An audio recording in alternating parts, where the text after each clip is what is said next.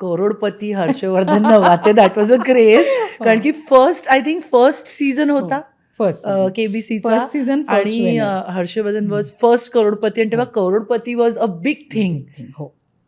काय वाटलं तेव्हा, म्हणजे कसं स्थळ आलं आणि कसं ते सगळं जुळून आलं? मी तुला सांगू का, आपण आता मॅनिफेस्टेशन बद्दल, मी हे मॅनिफेस्ट नव्हतं केलं, पण मी मजा सांगते. कधी आपण म्हणतो ना की आपण बोलतो ते कसं खरं होतं. आपण नाही म्हणतो की चांगलं बोला, यु नो, वास्तू छान, तथास्तू म्हणते. वास्तू तथास्तू म्हणतो तो वास्तू पुरुष वगैरे. तर जेव्हा कौन बनेगा करोडपतीचा तो एपिसोड होता ना, त्या दिवशी तो ऑलरेडी डिक्लेअर्ड होता की एक अमुक मुलगा आहे हर्षवर्धन नावाते, तो हे जिंकलाय. आणि मी मास्टर्स करत होते आणि आमचा फॉनिक्सचा तेव्हा क्लास होता. आम्ही आमच्या मॅमला सांगितलं, मॅम प्लीज आज जल्दी छोड़ दो, वो एपिसोड देखना है. तर ती म्हणाली की काहीतरी मला वाटतं 8:30ला यायचं का 9ला यायचं, तर मला आठवत नाही. तिने आम्हाला एक 10 मिनटं उशिरात सोडलं. तर पहिलेपासून काही मला पहिले 10-15 मिनटं माझे मिस झाले. आणि नागपूरला आमचं घर जिथे तिकडे आम्ही 4थ्या मजल्यावर राहतो, ते लिफ्ट नव्हतं. मी सगळे घरी गाडी खाली लावून धावत वरती पळत मी वर गेले, आणि आई माझी टी व्ही समोर तो एपिसोड अगदी बघत होती, आणि बस बघ आता हा जिंकणार आहे असं करून मी पण बसली आणि त्या एपिसोड सगळा बघितला. आणि ते अशी कॉन्फिटी पडली, Harshvardhan you have created history वगैरे, ती सगळी मोमेंट झाली वगैरे वगैरे. आणि मी तेव्हा आय थिंक ही कधी 2000 सालची वगैरे गोष्ट, म्हणजे तेव्हा मी मुंबईला येण्या आधीची गोष्ट. तर मी म्हटलं, वाव, ह्या मुलाला 1 करोड रुपये मिळाले आई, 1 करोड. हां, मी एक यंगस्टर काय रिॲक्ट करेल, हेच रिॲक्ट करणार. तर that's how I reacted. 1 crore म्हटलं, वाव, म्हणजे ह्याची जी कोणी बायको असेल त्यांच्या घरी किती जण काम करायला असतील. हे माझं वाक्य मला आजतागत आठवतं की मी हे बोललेले. तेव्हा कुठेही काहीही संबंध नाही आमचा नागपूरचा घाटकोपर मध्ये राहणारे नावाथे कुटुंबांची काही संबंध नाही, कोण कुठे काही माहीत नाही. पण तेव्हा ते एक वाक्य बोललेले की या मुलाशी जी मुलगी लग्न करेल, वाव, तिचं काय असं वगैरे. आणि इव्हेंच्युअली खूप वर्षानंतर असाच एक अनुभव आला. मी संगमनेरला शूटिंगला गेले होते, आणि आमचं जे पॅकअप संध्याकाळी होणार होतं तिथले लाईट्स गेले गावातले, त्याच्यामुळे ते पॅकअप खूप उशिरा झालं. आणि आम्ही मित्रमैत्रिणींनी ठरवलं होतं की शिर्डीला जाऊन दर्शन करायचं. आणि असं ठरवलं. मग आता म्हटलं आपण ठरवलं आहे, शूटिंग संपलं पहाटे 2ला वगैरे. 2 वाजता गाडीत बसून आम्ही साईबाबांच्या तिथे शिर्डीला आम्ही गेलो. आणि तेव्हा माझी 4 दिवस सासूचे नावाची मालिका सुरू होती, ज्यात मी CMची वगैरे भूमिका करते. ती खूप पॉप्युलर होती तेव्हा, ते कॅरेक्टर.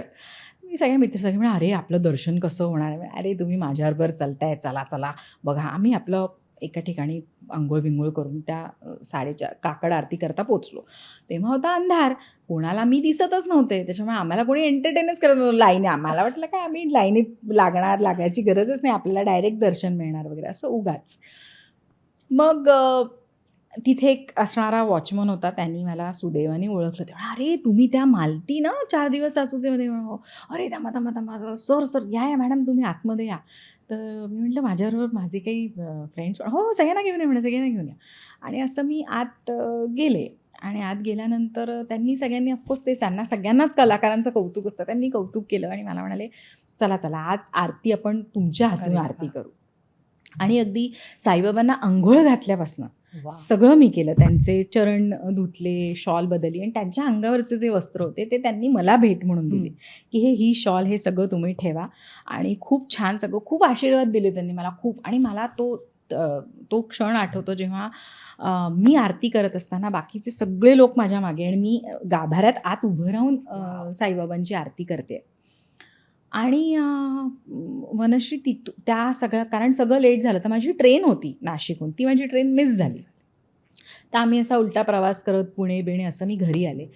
मी घरी आल्यावरती पाऊल ठेवलं, आणि मला माझ्या आईने सांगितलं की तो तुला हर्षवर्धन नवाथे माहिती आहे का? मी म्हटलं, कोण हर्षवर्धन नवाथे? अगं तो नाही का, बरं तेव्हा फोन नव्हते ना आपले, गुगल बिगल पटकन टाकायचं, फोटो पाहायचे, हा प्रकार नव्हता. तो नाही का जो जिंकला होता कौन बनेगा करोडपती.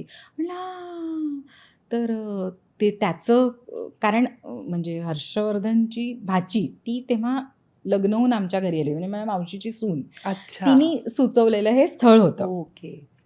तर ती म्हणाली की ते म्हटलं, "अगं तेव्हा ठीक आहे, आत्ता काय करतो ते सांग."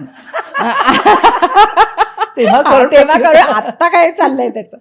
मग आई म्हणाली की "अगं आता त्याचा बायोडेटा तो आता ILNFS MNCमध्ये आहे आणि हे ते." म्हटलं, "हां, ठीक आहे, ठीक आहे. चालेल, चालेल. पाहू, बोलू." म्हटलं, "बोलीन मी फोनवरती."